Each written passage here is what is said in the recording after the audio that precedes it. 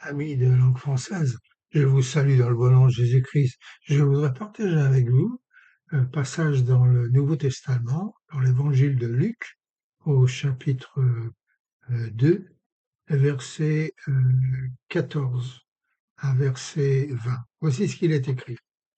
Lorsque les anges les eurent quittés pour retourner au ciel, les bergers se dirent les uns les autres, allons jusqu'à Bethléem et voyons ce qui est arrivé, ce que le Seigneur nous a fait connaître. Ils y allèrent en hâte et ils trouvèrent Marie et Joseph et le petit enfant couché dans la crèche. Après l'avoir vu, ils racontèrent ce qui leur avait été dit au sujet de ce petit enfant. Tous ceux qui les entendirent furent dans l'étonnement de ce que leur disaient les bergers. Marie gardait ces choses et les repassait dans son cœur. Et les bergers se retournèrent, glorifiant et louant Dieu pour tout ce qu'ils avaient entendu et vu, et qui était conforme à ce qui leur avait été annoncé. Alléluia.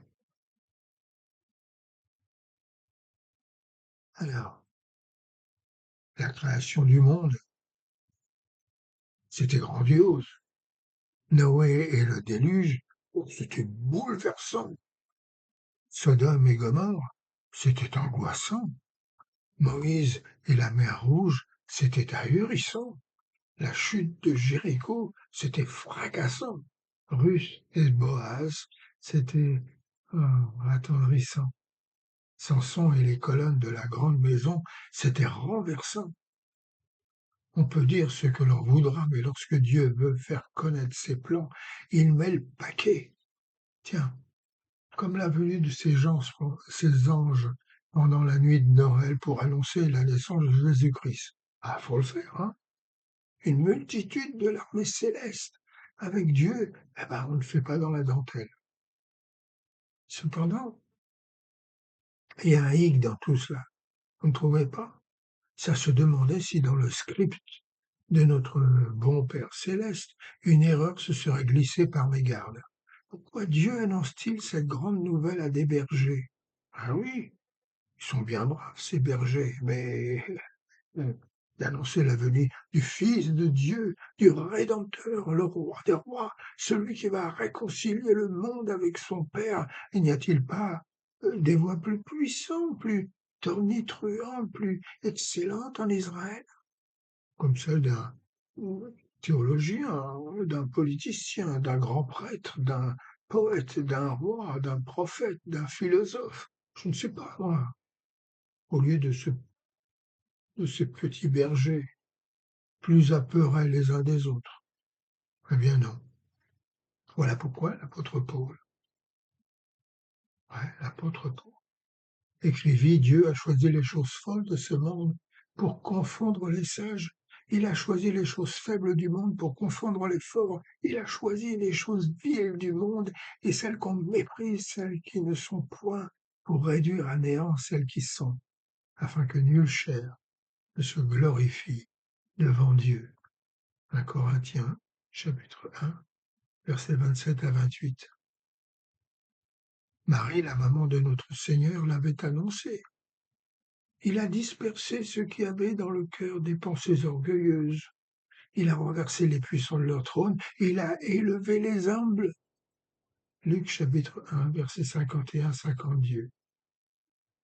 Et Dieu l'a voulu ainsi, pour que vous et moi, les petites gens de ce monde, ne soyons pas effrayés de partager ce que nous avons reçu de lui lorsque nous sommes devenus chrétiens.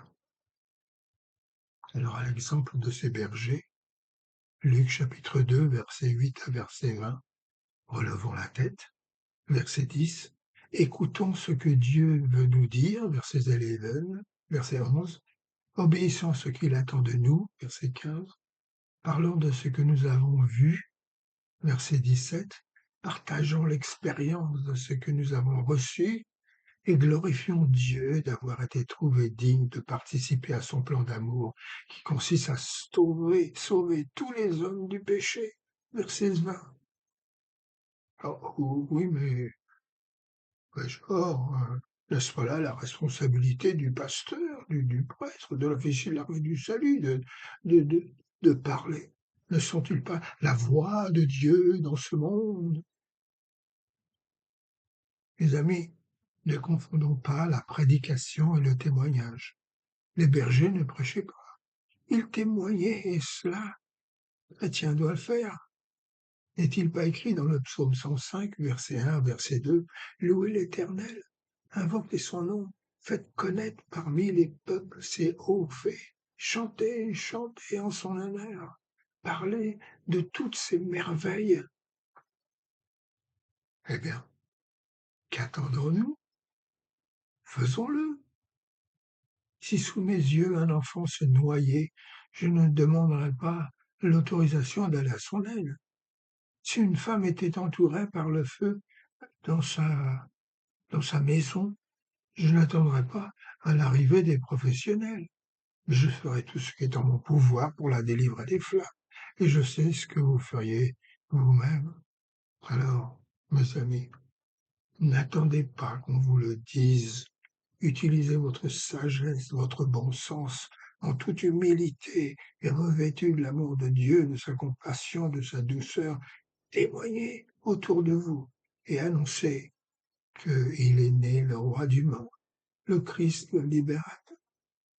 De la terre au ciel répondent d'une voix, la même que dans les tables misérables, contemplez ce nouveau-né à la terre, au mystère.